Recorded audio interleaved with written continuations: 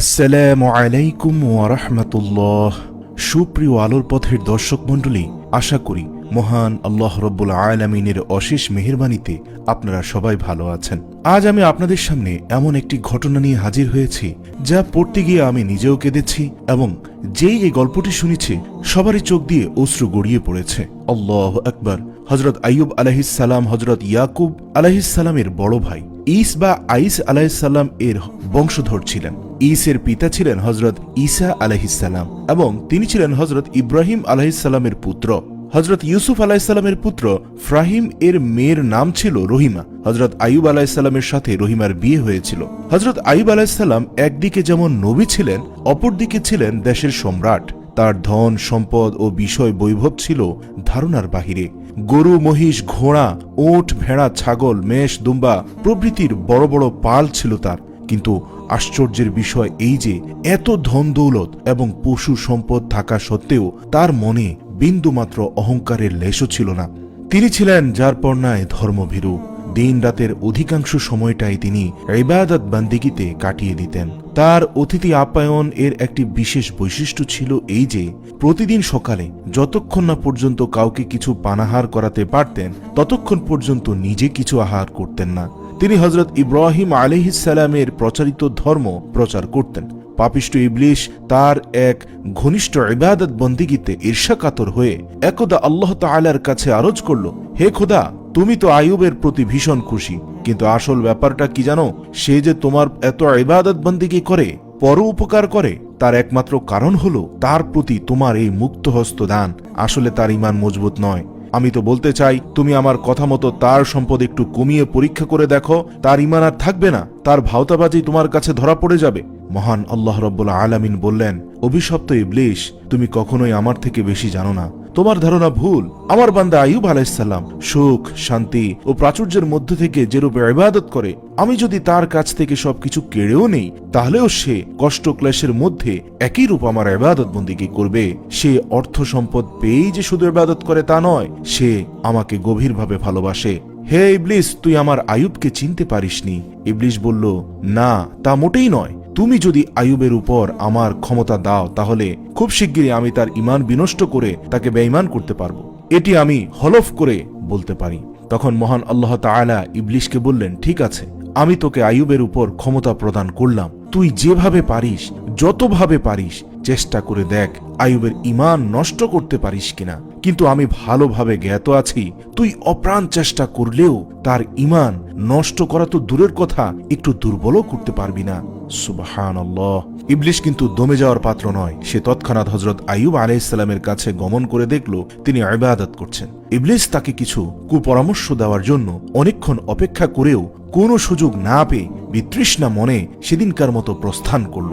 কথিত আছে যে আল্লাহ পাকের সাথে পাপিষ্ট ইবলিস শয়তান এর যে কথোপকথন হয়েছিল তা শুনতে পেয়েছিল এবং তার সাঙ্গপাঙ্গরা ইবলিসের কথায় সমর্থন করে বলেছিল, হে আল্লাহ, ইবলিসের কথাটা কিন্তু একেবারেই মিথ্যা নয়। আমাদেরও মাঝে মাঝে মনে হয় আইয়ুব আলাইহিস সালামকে সুখ, শান্তি ও ধন সম্পদ দেওয়ার কারণে তিনি আপনার এতটা অনুগত ও ইবাদত গুজার হয়েছেন। তার ধন সম্পদ যদি ছিনিয়ে নেওয়া হয় কিংবা সুখ শান্তির পরিবর্তে দুঃখ কষ্টের মধ্যে নিপতিত করা হয়, তাহলে অবশ্যই এরূপ আনুগত্য, ইবাদত বন্দেগী থাকবে না। যখন ফেরেশতারাও এরূপ বলল, তখন হযরত আইয়ুব আলাইহিস সালামের বিষয়ে ফেরেশতাদের এই মন্তব্যের পর একদা মহান আল্লাহ তাআলা হযরত আইয়ুব আলাইহিস সালামকে জিজ্ঞাসা করলেন, হে আইয়ুব, তোমাকে আমি যে সুখ, শান্তি ও ধন সম্পদ দান করেছি, তুমি কি তাহাই পছন্দ করো নাকি সূক্ষ্ম মুসিবত পছন্দ করো? হযরত আইয়ুব আলাইহিস সালাম বললেন, হে আল্লাহ, আপনি আমাকে যে সুখ, শান্তি, আরাম আয়েশ ও ধন দৌলত দান করেছেন, সেজন্য আমি আপনার সাধ্যমতো শুকরিয়া আদায় করে থাকি। কিন্তু আমার জানা আছে, অভাব, অভিযোগ এবং দুঃখ কষ্টে ধৈর্য ধারণ করার মূল্য বহুগুণে বেশি। ধৈর্য ধারণ করাকে আপনি বিশেষ মর্যাদা দান করেছেন, কিন্তু দুর্ভাগ্যক্রমে আমার উপর উহা নসিব হলো না। আজ পর্যন্ত আমি একটি দিনের জন্য ধৈর্য ধারণ করার সুযোগই পেলাম না। সেজন্য আপনার কাছে আমার এই আরদ যে আপনি আমাকে দুঃখ, কষ্ট ও বিপদ আপদে দিয়ে আমাকে ধৈর্য করার তৌফিক দান করুন। এখন খুদ হযরত আইয়ুব আলাইহিস সালামের প্রার্থনার বদলি হোক আর ইবলিসের প্রার্থনা হোক, আল্লাহ রাব্বুল আলামিনের অসীম ক্ষমতার কিছুদিন পর হযরত আইয়ুব আলাইহিস সালামের উপর একটি একটি করে বিপদ আপদ আসতে লাগলো। সর্বপ্রথম হঠাৎই তার চালন ক্ষেত্রের একদিক থেকে অগ্নিশিখা বিদ্যুৎ বেগে ছুটে এসে তার বিচরণরত ছাগল, ভেড়া, মহিষ প্রভৃতি ছোট ছোট পাল সমূহ জ্বালিয়ে পুড়িয়ে ধ্বংস করে দিয়ে গেল। তখন দলে দলে লোকেরা এসে তাকে সংবাদ দিল যে, হে আল্লাহর নবী, আপনার পশুগুলোর মধ্যে ছোট বড় এবং ক্ষুদ্রাকৃতির পশুগুলো আগুনে পুড়ে ছাই হয়ে গেছে। এই সংবাদ শুনে তিনি বললেন, এতে আমার কি বা করার আছে? যার মাল তিনি স্বেচ্ছায় নিয়ে গেছেন, এতে আমি খুশি না হয়ে কিভাবে বেজার হতে পারি? এর কয়েকদিন পর আরেকটি ঘটনা ঘটল। একদল লোক ব্যতিব্যস্ত হয়ে দৌড়ে এসে বলল, আমরা এক ভয়াবহ আশ্চর্য ঘটনা দেখলাম। আপনার গরু, মহিষ প্রভৃতি বৃহৎ পশুপালের মধ্যে হঠাৎ এক গায়েবে আগুন লেগে ওগুলোকে জ্বালিয়ে পুড়িয়ে শেষ করে দিয়ে গেছে। এই কথা শুনে হযরত আইয়ুব আলাইহিসসালাম বললেন, তাতে আমার কি হয়েছে? ওইগুলোর প্রকৃত মালিক তো আমি ছিলাম না। মহান আল্লাহ তাআলা কিছুদিনের জন্য ওইগুলো আমার তত্ত্বাবধানে রেখেছিলেন, আবার তার ইচ্ছে মতো সেগুলো এখন ধ্বংস হয়ে গেছে। এ ব্যাপারে আমার দুঃখিত হবার কোনো কারণ নেই। এই কথা বলে তিনি অত্যন্ত স্বাভাবিকভাবে ইবাদতে নিমগ্ন হয়ে গেলেন। তার মধ্যে সামান্যতম বিচলিত ভাবও দেখা গেল না। এই ঘটনার কিছুদিন পরই হঠাৎ এক অগ্নিসংযোগ এসে তার রাজপ্রাসাদ ও মূল্যবান দ্রব্য জ্বালিয়ে পুড়িয়ে দিয়ে গেল। প্রাসাদের কক্ষগুলোর আর কোনো কিছু অবশিষ্ট দেখা গেল না। অনুচরগণ ঊর্ধ্বশ্বাসে ছুটে এসে রাজ দরবারে কর্মরত হযরত আইয়ুব আলাইহিসসালামকে এই ঘটনার কথা বলল। এটি শুনে তিনি বললেন, সকল প্রশংসা আল্লাহর জন্য। তিনি বান্দার জন্য যা কিছু করেন তার মধ্যেই কল্যাণ নিহিত থাকে। সুতরাং আমি তার শাহী দরবারে অসংখ্য কোটি শুকরিয়া আদায় করছি। আরেক দিনের ঘটনা, যা উল্লেখিত ঘটনাসমূহের মধ্যে সবচেয়ে ভয়াবহ ছিল। হযরত আইয়ুব আলাইহিসসালামের 4 পুত্র ও 3 জন কন্যা বিদ্যালয়ে অধ্যয়নরত ছিলেন। বিদ্যালয়ের শিক্ষক বাহিরে কোনো কাজের জন্য গিয়েছিলেন। তিনি এসে দেখলেন বিদ্যালয় ধসের ফলে তার সবগুলো সন্তান প্রাণ হারিয়েছে। শিক্ষক এই শোক সংবাদের সাথে সাথে হযরত আইয়ুব আলাইহিসসালামকে জানালেন। হযরত আইয়ুব আলাইহিসসালাম এই কথা শুনে বললেন, আল্লাহর ইচ্ছে পূরণ হয়েছে, এতে আমার কোনো হাত নেই। আর মহান আল্লাহ তাআলা নিজ বান্দার জন্য কখনোই অমঙ্গল করেন না। আমার সন্তানগণ এভাবে মৃত্যুবরণ করে মহান শাহাদাতের মর্যাদা পেয়েছে। এইরূপ ভাগ্য হাজার ইচ্ছা করেও আল্লাহর ইচ্ছা ব্যতীত হয় না। অথচ মহান আল্লাহ তাআলা আমাকে এই সৌভাগ্য দান করেছেন। এ কারণে আল্লাহর দরবারে লাখো কোটি শুকরিয়া আদায় করছি। এভাবে হযরত আইয়ুব আলাইহিসসালামের প্রতি যত রকম বিপদ ও দুর্ঘটনা এলো, সকল ক্ষেত্রে তিনি ধৈর্যের পরাকাষ্ঠা প্রদর্শন করলেন এবং এতে কল্যাণ নিহিত আছে এই কথার উপর পূর্ণ বিশ্বাস রেখে প্রতি ক্ষেত্রে আল্লাহর দরবারে শুকরিয়া আদায় করতে থাকলেন। ধন সম্পদ, বিষয় সম্পত্তি সবকিছুই তার কাছ থেকে চলে গেল। তখন স্বাভাবিকভাবে তার নিকট হতে সকল কাজের মানুষ একে একে বিদায় নিল। এমনই অবস্থায় তার সন্তানগণ মর্মান্তিকভাবে পরলোক গমন করল। এখন তিনি জগতের নিকট সর্বহারা রিক্তসিক্ত হস্ত হয়ে গেলেন। কিন্তু সে সময়ও তিনি আল্লাহর উপর কোন রকম ক্ষোভ, অভিমান ও বিরক্তি প্রকাশ না করে আরো অধিক পরিমাণে ইবাদতে নিমগ্ন হতে লাগলেন। তার স্ত্রীগণ তার এই দুঃখজনক অবস্থা দেখে এবং বিশেষ করে তার সন্তানগণের ইন্তেকালের ঘটনায় বিষণ্ণ হয়ে পড়লেন। কিন্তু হযরত আইয়ুব আলাইহিসসালাম তাদের যে কোনো অবস্থায় আল্লাহর ইচ্ছের উপর ধৈর্য ধারণ ও খুশি থাকার জন্য উপদেশ দিতে লাগলেন। ইতিমধ্যে হযরত আইয়ুব আলাইহিসসালাম এর এত সব বিপদের মধ্যে আর একটি মহাবিপদ আত্মপ্রকাশ করল। প্রথমে তার পায়ের নিচে একটি ফোস্কার মতো দেখা দিল। 2-1 দিনের মধ্যেই উহা ফেটে প্রচন্ড ঘায়ের সৃষ্টি হলো। তারপরে তার সারা শরীর ঘা হলো। এটি ছিল ভয়ানক কুষ্ঠরোগ। কয়েকদিনের মধ্যেই তার শরীরের চামড়া ও গোশতে পচন ধরতে শুরু করলো। তার শরীর থেকে ভয়ানক রকমের দুর্গন্ধ বের হতে শুরু হলো। তার এই অবস্থা দেখে তার স্ত্রীদের মধ্যে একমাত্র রহিমা ব্যতীত বাকি সবাই চলে গেল। কিন্তু রহিমা ছিলেন অদ্বিতীয়া, পতিপ্রণা, সতীসাধী নারী। তিনি ছিলেন পরম ধার্মিক, তেমনি ছিলেন স্বামীর সেবায় নিবেদিতা প্রাণ। তৎকালীন যুগে তার তুলনা ছিলেন তিনি নিজেই। হযরত আইয়ুব আলাইহিসসালামের চরম সংকট কালে একে একে সকলেই যখন তাকে ত্যাগ করে চলে গেল, তখন একমাত্র বিবি রহিমাই তার কাছে থেকে গেলেন এবং যথাসাধ্য তার খেদমতে আত্মনিয়োগ করলেন নিজেকে। হযরত আইয়ুব আলাইহিসসালাম তাকে বলতে লাগলেন, রহিমা, সবাই যখন চলে গেছে তুমি আর একা রইলে কেন? রহিমা বললেন, ওহে প্রিয়তম স্বামী, আমার সতীসাধ্যী নারীর স্বামী ছাড়া আর স্থান কোথায় বলুন? একমাত্র সেবা যত্ন ও সেবাই তো আমার কাম্য।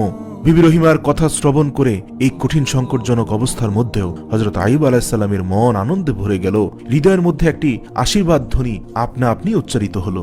তিনি বললেন, রহিমা, মহান আল্লাহ তাআলা তোমার মঙ্গল করুক। হযরত আইয়ুব আলাইহিস সালামের গলিত দেহ হতে যখন ভয়ানক রকমের দুর্গন্ধ বের হতে লাগলো এবং উহাতে স্থানীয় বায়ু পর্যন্ত দুর্গন্ধময় হয়ে গেল, দেশের লোকজন রোগাক্রান্ত হবার ভয়ে রহিমাকে বলল, রহিমা, তুমি তোমার স্বামীকে নিয়ে শীঘ্রই এই নগরী ত্যাগ করো। একদিনের জন্য আমরা তোমাদেরকে এখানে থাকতে দিতে পারি না। বাধ্য হয়ে রহিমা স্বামীকে একটি চাটাইয়ে পেঁচিয়ে কাঁধে তুলে নিয়ে দূরবর্তী এক গ্রামে গিয়ে হাজির হলো। আল্লাহু আকবার! রোগাক্রান্ত স্বামীর দেহের ওজন ভাইরাসে এত কমে গিয়েছিল, এতটাই পচে গিয়েছিল যে তাকে বহন করতে বিবি রহিমার সামান্যতম কষ্ট হলো না। কিন্তু স্বামীকে নিয়ে তিনি যেই গ্রামে আশ্রয় নিলেন, সে গ্রামের লোকজন আইয়ুব আলাইহিস সালামের রোগ দেখে তাকে তাড়িয়ে দিলেন। একইভাবে বিবি রহিমা স্বামীকে নিয়ে একে একে 60টি গ্রামে গেলেন এবং 60টি গ্রাম থেকে বিতাড়িত হলেন। অবশেষে তিনি মৃতপ্রায় স্বামীকে নিয়ে জনপদের বহু দূরে এক নিরিবিলি জনশূন্যহীন এলাকায় গিয়ে আশ্রয় নিলেন। সেখানে গিয়ে তারা গাছের পাতা ও শাখা দিয়ে ছোট্ট কুটিরের ন্যায় একটি বাসস্থান তৈরি করে উহার ভিতরে স্বামীকে রাখলেন। কিন্তু রিক্ত হস্ত রহিমার সামনে তখন বহুরূপ সমস্যা দেখা দিল। নিজের ইবাদত যথাযথভাবে আদায় করা, স্বামীর ইবাদতের ব্যবস্থা করে দেওয়া এবং তার রোগের পরিচর্যা করা, তদুপরি স্বামীর এবং নিজের পানাহারের ব্যবস্থা করা ছিল তার প্রত্যাহিক দায়িত্ব। প্রতিদিন প্রতিনিয়ত স্বামীর দেহের ঘা পরিষ্কার করে তার ইবাদত বন্দিগিতে তাকে সাহায্য করে তারপর তিনি কিছু খাবার সংগ্রহ করতে গ্রামে চলে যান। গ্রামের লোকেদের কিছু কাজকর্ম করে দিয়ে উহার বিনিময়ে যা কিছু পান তার কিছু অংশ তিনি খান এবং কিছু অংশ স্বামীর জন্য নিয়ে আসেন। অতঃপর উহা স্বামীকে খাইয়ে অবশিষ্ট যা থাকে তা নিজে খেয়ে কোনোভাবে জীবন ধারণ করেন। এভাবেই বেশ কিছুদিন যাওয়ার পর একদা গ্রামে গিয়ে কোনো কাজই জুটল না। তিনি সন্ধ্যা পর্যন্ত ঘুরে ঘুরে যখন কোথাও কোনো কাজের ব্যবস্থা করতে পারলেন না, তখন তিনি একেবারেই ব্যস্ত হয়ে পড়লেন।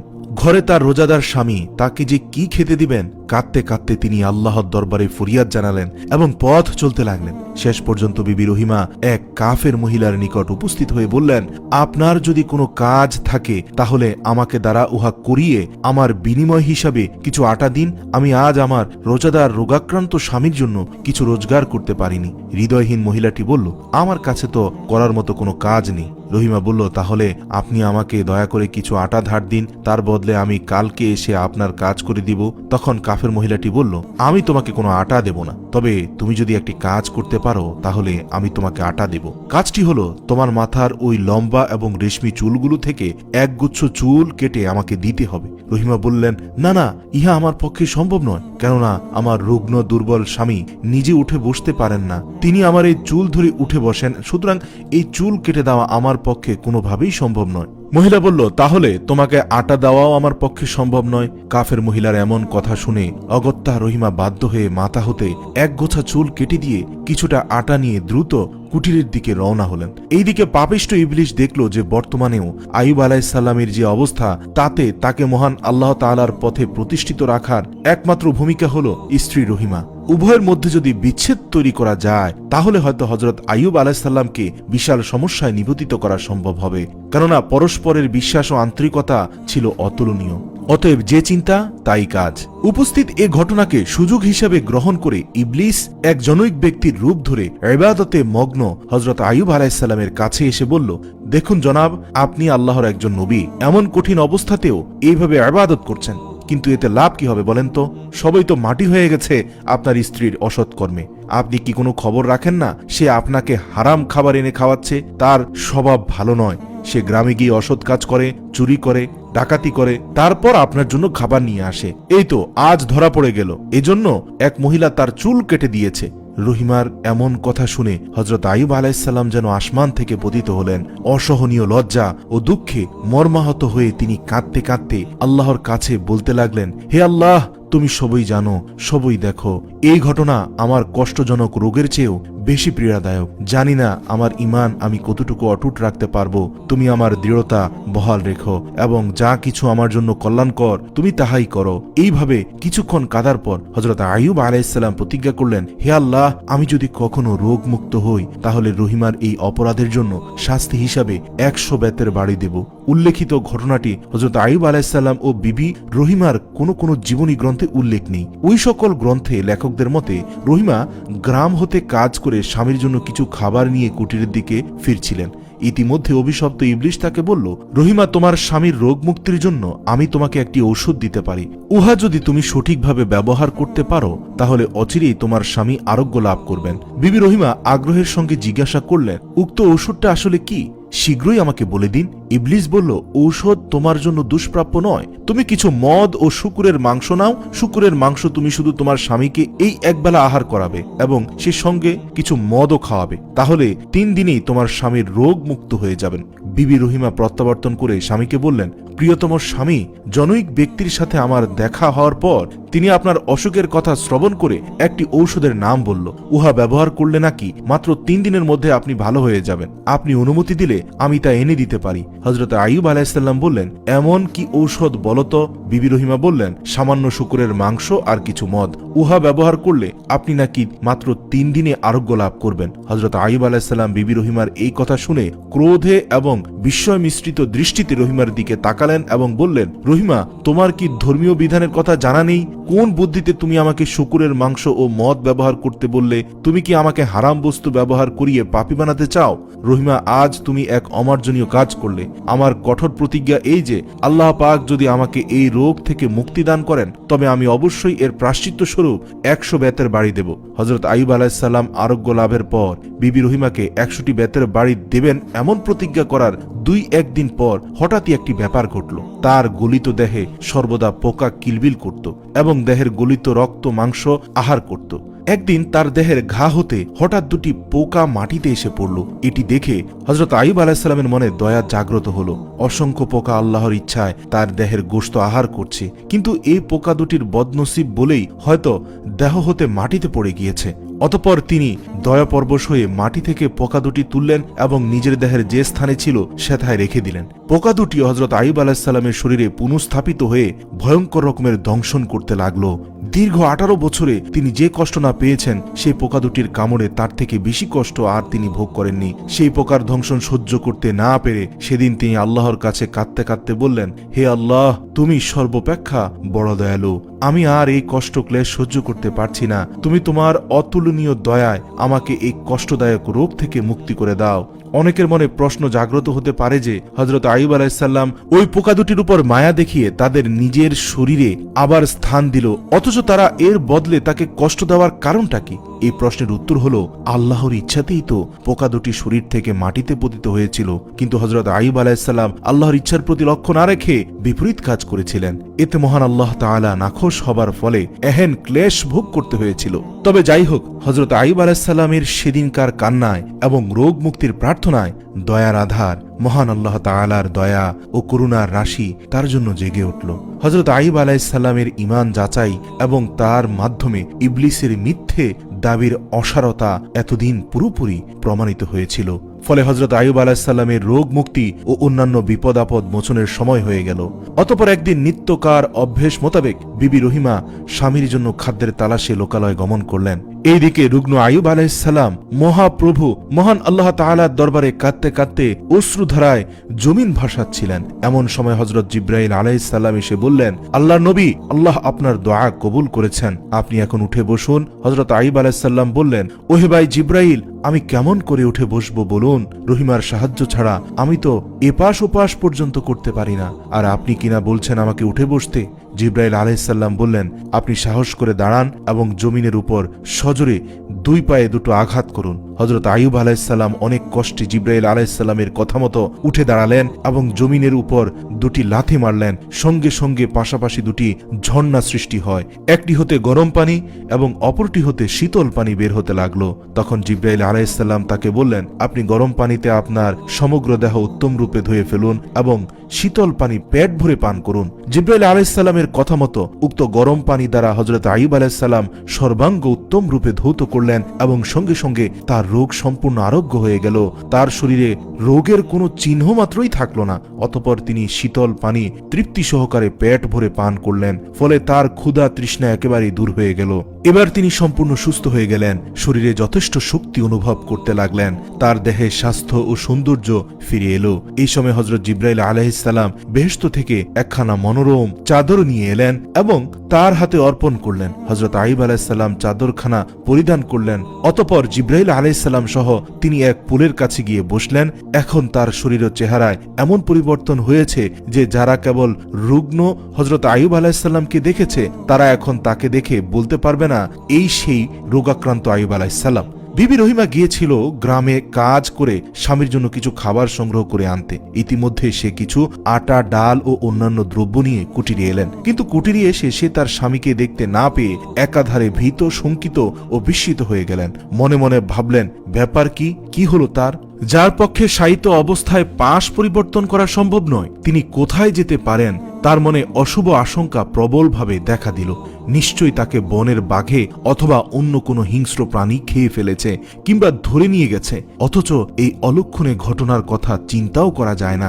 বিবি রহিমা তখন প্রায় পাগলের মতো এদিক সেদিক ছুটাছুটি করতে লাগলেন, স্বামীর সন্ধান করতে লাগলেন। অবশেষে তিনি দৌড়াতে দৌড়াতে সেই পোলটির কাছে উপস্থিত হলেন। দেখলেন সেখানে দুজন ব্যক্তি বসে কথাবার্তা বলছেন। তিনি তাদের কাছে এসে বললেন, ভাই, এই নিকটে একটি ক্ষুদ্র কুটিরে আমার রুগ্ন স্বামী শায়িত ছিলেন, তার উঠে বসার শক্তিও ছিল না। আমি তার জন্য কিছু খাবার সংগ্রহ করতে লোকালয়ে গিয়েছিলাম, কিন্তু আমি ফিরে এসে তাকে দেখছি না। আপনারা তার কোনো সন্ধান বলতে পারবেন? জিবরাইল আলাইহিস সালাম বললেন, আপনি আপনার স্বামীকে দেখলে চিনতে পারবেন? রহিমা বললেন, কি যে বলছেন, আমি আমার স্বামীকে কেন চিনব না? অবশ্যই তাকে আমি চিনতে পারবো। রহিমার কথা শ্রবণ করে জিবরাইল আলাইহিস সালামের পাশে বসা আইয়ুব আলাইহিস সালাম মুচকি হাসলেন। রহিমা সেই হাসি দেখে কিছুক্ষণ তার দিকে তাকিয়ে রইলেন। তার চোখের দৃষ্টিকে আর ফাঁকি দেওয়া সম্ভব হলো না। তিনি ছুটে গিয়ে হযরত আইয়ুব আলাইহিস সালামের গলা জড়িয়ে ধরে কেঁদে ফেললেন আর বললেন, হে প্রিয়তম, তাহলে আল্লাহ কি আপনার রোগ আরোগ্য করে দিয়েছেন? এবার হযরত আইয়ুব আলাইহিস সালাম স্ত্রীর গলা জড়িয়ে ধরে কতক্ষণ কাঁদলেন। এভাবে কিছু সময় উভয়ে কেঁদে কেটে মহান আল্লাহ তাআলার শুকরিয়া আদায় করার পর হযরত আইয়ুব আলাইহিস সালাম বিবি রহিমার অনুপস্থিতিতে যেভাবে যা কিছু ঘটেছে সবকিছুর বর্ণনা করলেন। অতঃপর স্বামী স্ত্রীর অরণ্যবাস পরিত্যাগ করে রাজমহলে প্রত্যাবর্তন করলেন। সেখানে গিয়ে দেখলেন মহান আল্লাহ তাআলা তাদের ধ্বংসপ্রাপ্ত সকল বস্তুগুলো সাবেক অবস্থায় ফিরিয়ে দিয়েছেন। হযরত আইয়ুব আলাইহিস সালামের পুরাতন বাড়িগুলো নতুন রূপ ধারণ করে সুসজ্জিত অবস্থায় রয়েছে। যে সন্তানগুলো মারা গিয়েছিল তারা সবাই জীবিত অবস্থায় আনন্দ ফুর্তি করছে।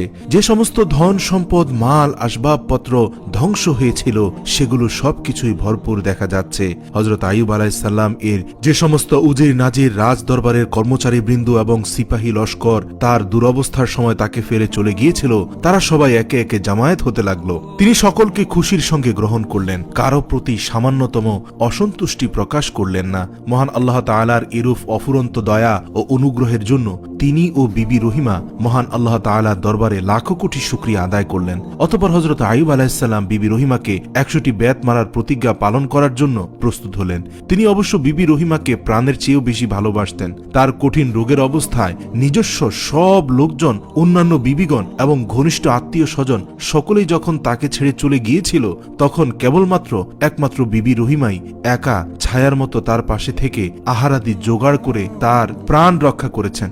নিজের প্রাণ ও শরীরের দিকে বিন্দুমাত্র লক্ষ্য না করে স্বামীর সেবায় প্রতি মুহূর্তে নিয়োজিত রয়েছেন। এসবই হযরত আইয়ুব আলাইহিস সালাম প্রত্যক্ষ করেছিলেন। তার পেটের ক্ষুধা নিবারণের জন্য নিজে মানুষের বাসায় দাসী বৃত্তি পর্যন্ত করেছেন, খাবার জোগাড় করেছেন, এটিও তিনি জানেন। তথাপি যেহেতু তিনি অসুস্থ অবস্থায় আল্লাহর নামে প্রতিজ্ঞা করেছিলেন, এখন এই কসম রক্ষা না করে কোনো উপায় নেই। সুতরাং কসম রক্ষা করার তাগিদে তিনি বিবি রহিমাকে 100টি বেত মারার জন্য উদ্যত হলেন। ঠিক এমন সময় আল্লাহর পক্ষ থেকে হযরত জিবরাইল আলাইহিস সালাম এসে বললেন, হে আল্লাহর নবী, শান্ত হন। রহিমা শাস্তি পাবার মতো অপরাধী নন, কোনরূপ ত্রুটি বিচ্যুতিও তার হয়নি। তিনি আপনাকে ঔষধ খাওয়ানোর যে প্রস্তাব দিয়েছিলেন তাতেও তিনি কোনরূপ দোষী নন, বরং অভিশপ্ত ইবলিশ ভালো মানুষের ছদ্মবেশে তাকে ওই প্রস্তাব দিয়েছিল। তিনি কেবল আপনাকে ইবলিশের প্রস্তাবের কথা ইবলিশকে চিনতে না পেরে আপনাকে বলেছিলেন আপনার অনুমতির আশায়, তাতে আপনার প্রতিজ্ঞা রক্ষা হয়ে যাবে। এটি আল্লাহ পাকের ইচ্ছে। হযরত আইয়ুব আলাইহিস সালাম জিবরাইল আলাইহিস সালামের উপদেশ অনুসারে কাজ শুরু করলেন। এভাবে তার প্রতিজ্ঞা পালন হয়ে গেল। সুপ্রিয় দর্শক, এভাবেই হযরত আইয়ুব আলাইহিস সালাম ও তার স্ত্রী রহিমার মধ্যকার ভুল ভাঙিয়ে দিয়েছিলেন মহান আল্লাহ রাব্বুল আলামিন। আর এই পুরো ঘটনা জুড়ে আমরা যে শিক্ষাটি পেলাম তা হচ্ছে ধৈর্যের ফল অনেক মিষ্ট হয়। আল্লাহ রাসূল সাল্লাল্লাহু আলাইহি ওয়াসাল্লাম বলেছিলেন, ধৈর্য নামক বৃক্ষটি কাঁটাযুক্ত আর এর ফল অনেক মিষ্টি। সুতরাং এই মিষ্টি ফল খেতে হলে কাঁটাযুক্ত গাছ বহন করে যেতে হবে। আমরা ব্যক্তিগত জীবন ঘাটলেও দেখতে পারি, যত বিষয় আমরা ধৈর্য ধারণ করেছি তত বিষয় আমরা সফলতা অর্জন করেছি। যে বিষয়ে আমাদের ধৈর্যের চ্যুতি ঘটেছে তাই আমাদের হতাশ করেছে। তাই আসুন, আল্লাহ রাব্বুল আলামিন পবিত্র কোরআনে যেভাবে আমাদের একাধিকবার একটি আয়াত দ্বারা উপদেশ দিয়েছেন, ইন্নাল্লাহা মাআস সাবিরিন, নিশ্চয়ই আমি ধৈর্যশীলদের সাথে আছি, আমরা যেন ধৈর্যের মাধ্যমে মহান আল্লাহ রাব্বুল আলামিনের সঙ্গ পেয়ে যাই, আমরা যেন ধৈর্যের মাধ্যমে আল্লাহ রাব্বুল আলামিনের থেকে প্রাপ্ত সফলতা অর্জন করতে পারি, সেই তৌফিক আল্লাহ আমাদের দান করুক। আমিন।